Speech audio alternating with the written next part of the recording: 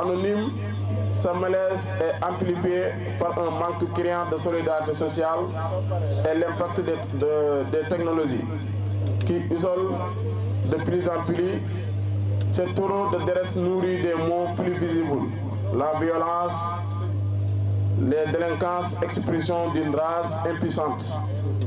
Et enfin, les fanatismes qui offrent une fausse communauté et des certitudes absolues à ceux qui sentent perdus. Le mariage a été présenté par le cheikh comme une véritable forteresse de la foi et un rempart social.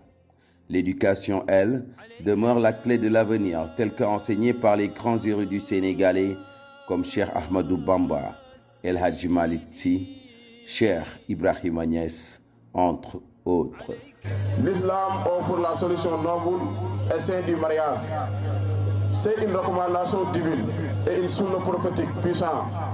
Le prophète Mohammed sallallahu alayhi wa sallam, jeunes hommes, que ceux d'entre vous qui en ont les moyens se marier, car cela baisse le regard et préserve les parties intimes.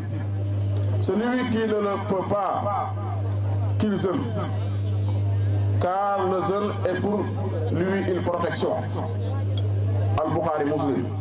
Le mariage n'est pas un simple contrat. Il laisse le regard et préserve les parties intimes.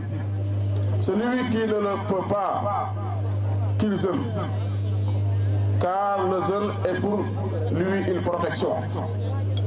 Al-Bukhari Muslim. Le mariage n'est pas un simple contrat. Il est l'institution fondatrice d'une famille musulmane, pilier d'une société stable et vertueuse.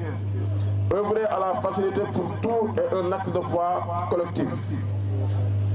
Notre salut réside dans une éducation équilibrée, alliant prophétante la science religieuse et la science profane, utile la communauté intégrée, l'héritage de nos érudits, Cheikh Ahmadou Bamba, El Hadji Malick Sy, et les rénovateurs de notre époque, Cheikh al-Islam, El Hadji Ibrahima Niass.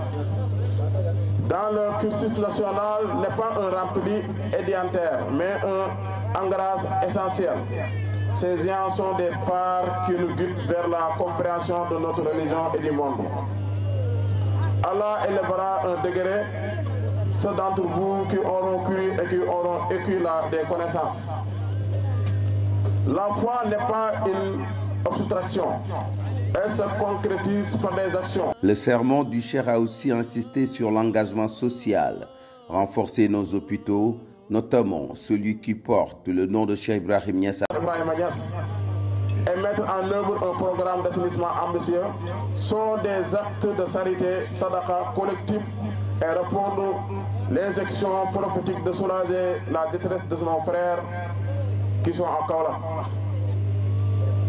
Enfin, concernant le voile, il faut le comprendre comme une prescription divine de pudeur et de piété, et non comme une contrainte d'Allah.